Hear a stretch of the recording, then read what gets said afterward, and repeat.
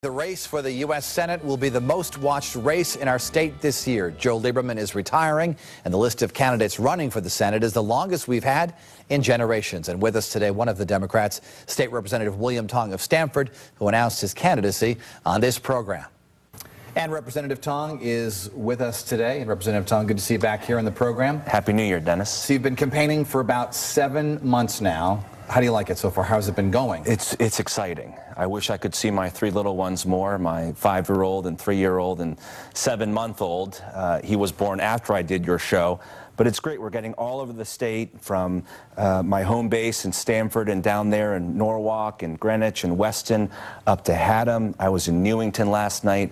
And people are really responding to our message. You know, as I said on the show earlier, my dad came to this state with just 57 cents in his pocket to cook Chinese food in Bloomfield, Connecticut. And in one generation, he's seeing his son go from the kitchen of a Chinese restaurant to the U.S. Senate. And it's exciting for us as a family.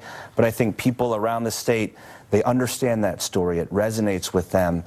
Many people in this state are living it, and we have to fight to get that American dream back here in Connecticut. You started off with some pretty impressive fundraising. You raised over $500,000 in the first quarter of last year, the first quarter you were running, and everyone was like, wow. And they were surprised by that. Then it slowed down a little bit. How is it going now? It's going fine. We have the resources to compete. We made a big splash, as you know, in fundraising. Unfortunately, that's the name of the game a lot of the time in these races. It needs to stop being about money. It needs to stop being about you know, the entitlement to the office. That culture of entitlement in Washington is, I think, what people are so sick of. They're sick of that tie between money, and now we're seeing the super PACs and who we get in Congress. So we have the resources to compete. It's going very well. We're getting support from across the state, and it feels really good. But we're focused on, you know, having better ideas and having a better reason to be a United States Senator, and that's to get our confidence back in this country. How much did you raise this most recent quarter? We haven't released that number yet. We're still tallying it up, and we'll release that at the end of the month. Your opponent, Chris Murphy, raised $750,000 this last quarter. He now has about $2.5 million. Is that daunting that he is the front runner in terms of the money? No, look, I know the score, and I'm an underdog in this race, but you know, I think that's what people need right now. That's what we need as a country. When people are still losing their jobs and losing their homes, and we're just trying to hang on to our small businesses, I think a lot of people in this state and across the country, a lot of us feel like underdogs right now. And, you know, to me, this is not a moment for front runners. You know, we need to reclaim the American dream. And the thing about the American dream, having lived it and knowing it so well, is that the American dream is an underdog's dream. You don't need the American dream if you've already made it.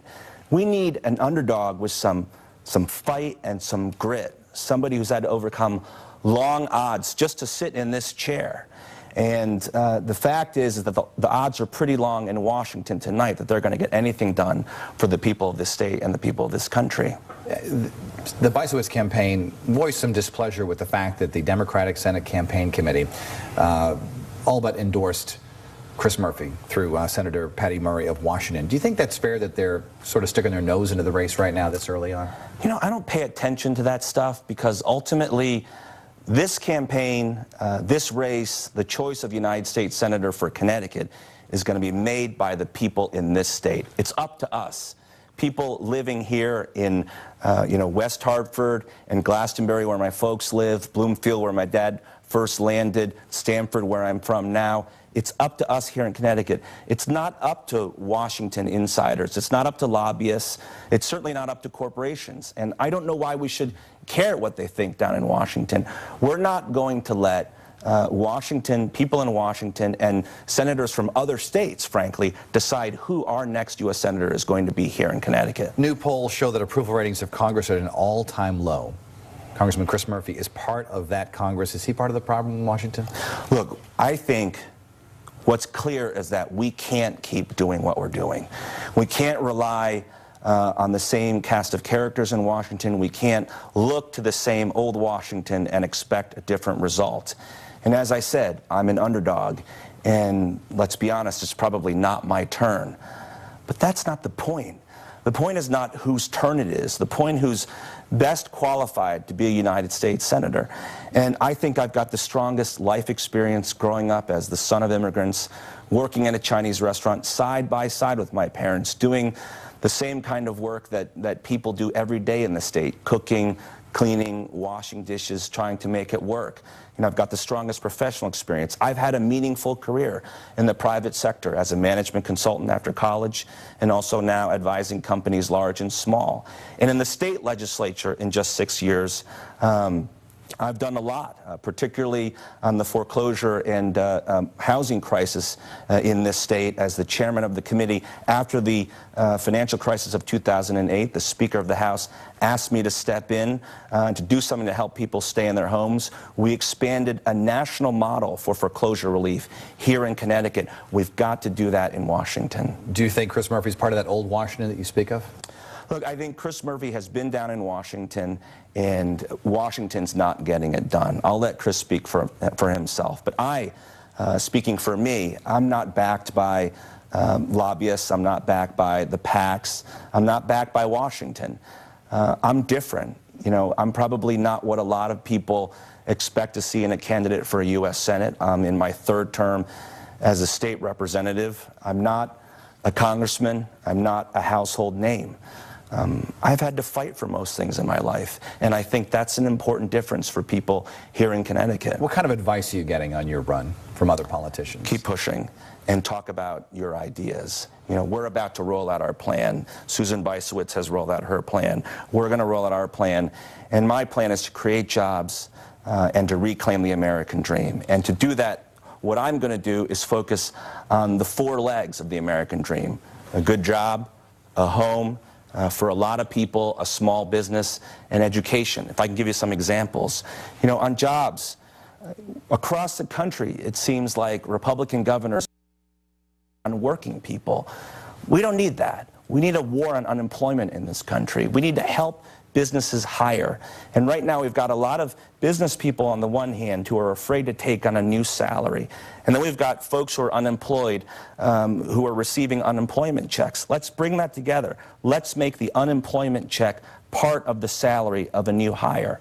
Housing. You know, the most important asset anybody has is their home. And a lot of people are having trouble hanging on to that. We need an emergency plan to help people. If you have a federally insured mortgage, you should be able to bring your mortgage rate down, the interest you're paying down to 4%. You know, small businesses, I talk about small businesses because it's something I know something about, having grown up in one and worked in one. Small businesses need access to credit and capital. We need the Small Business Administration down in Washington to double its loan guarantee activity, to push more money out to small businesses so they can hire people and grow. And finally, I think this is critical. The governor has said that education reform is going to be the hallmark of this next legislative session. I wouldn't be sitting here if I didn't have access to a good education in West Hartford and here in Connecticut. We've got to be serious about education reform, about hiring and recruiting the best and the brightest generation of new teachers. A national investment in vocational and technical high schools so advanced manufacturing firms here in Connecticut can find the people that they need. And we've got to invest, as the governor has called for, in universal pre-K so students are ready to learn before they start school. Most of the delegation has endorsed their colleague in Washington, Chris Murphy, with the exception of Senators Blumenthal and Lieberman, and of course Governor Malloy. Have you had any conversations with those 3 at all? I'm very close to the governor. The governor is a mentor. I came up in Stamford, and the governor was the mayor there for a long time. He and I talk a lot, and he gives a lot of good advice, not necessarily always on politics. He knows my family well. We know his family well. He gives me advice on child rearing and how to make it work, and asks me about Liz and our family. So our relationship, frankly, is more of a personal one than a political one. But he's been a great mentor, and I've got a lot to learn from the governor. But you'd like his endorsement? Of course I would. You know, I've got the endorsement of all the state reps in Stamford, so I got that going for me. And we've got support across the state. East Hartford, Suffield, you know, places, you know, from here to the Rhode Island border, Massachusetts border, New York border. People are jumping on this campaign. Tong fever is catching on. It's real. It's spreading. And I feel really, really great about that. It's exciting. Any conversations with Senators Lieberman or Blumenthal? No, not recently. Senator Blumenthal also has been a great mentor to me along the way. He asked me to second his nomination for Attorney General in 2006. He also gave me great advice when I was in the competition to become the United States Attorney here in Connecticut. And so I look to him for advice and for support and guidance, and look forward to serving with him as United States Senator. You alluded to Tong fever. Your candidacy, because of its historic nature, has made headlines, well, in newspapers around the world. Yeah. And they're talking about it in China and overseas. What kind of pressure does that put on you? You know, it does put some pressure on me. I think I have an obligation to people, first and foremost, though, here in Connecticut. You know, there are people struggling here, trying to run a business, trying to hold on to their homes. So I'm focused on that. That's the pressure that I'm focused on. Do I feel an obligation? Yes, we have an opportunity to make history in this state. Frankly, there hasn't been a person, an Asian American, who's represented a state in the continental United States in a very long time. I would be the only one. And outside of Hawaii, I'd be the only one. So I look forward to making history, but that's not my primary focus. My primary focus is Connecticut and making sure that we have the best U.S. Senator, you know, an underdog to fight for us down in Washington. A couple of quick questions before we run out of time. The president has called for massive spending cuts at the Pentagon. Do you support that? I think it's important to talk about defense spending. Look, we spend more than $700 billion a year on defense spending. By contrast, right now the SBA pushes out $28 billion a year in small business lending. Our National Institutes of Health provides grants of about $28 billion as well. So we need to reorder our priorities here in this country and focus on growing this economy again. Now, of course, as a United States Senator, I'm going to fight for those jobs here in Connecticut. I'm going to fight for Electric Boat. I'm going to fight for Sikorsky. I'm going to fight for Pratt & Whitney.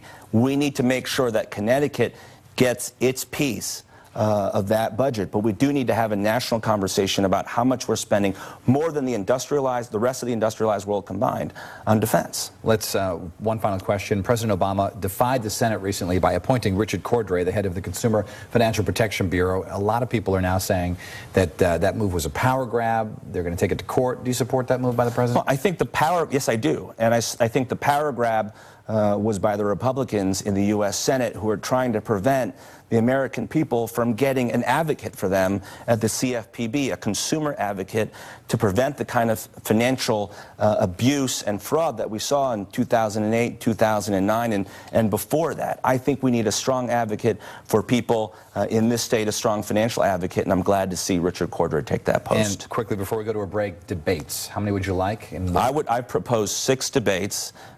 We've tried to schedule them. It's now been about a couple of weeks since I proposed those 6 debates. I believe that Susan Bysiewicz has committed to that framework.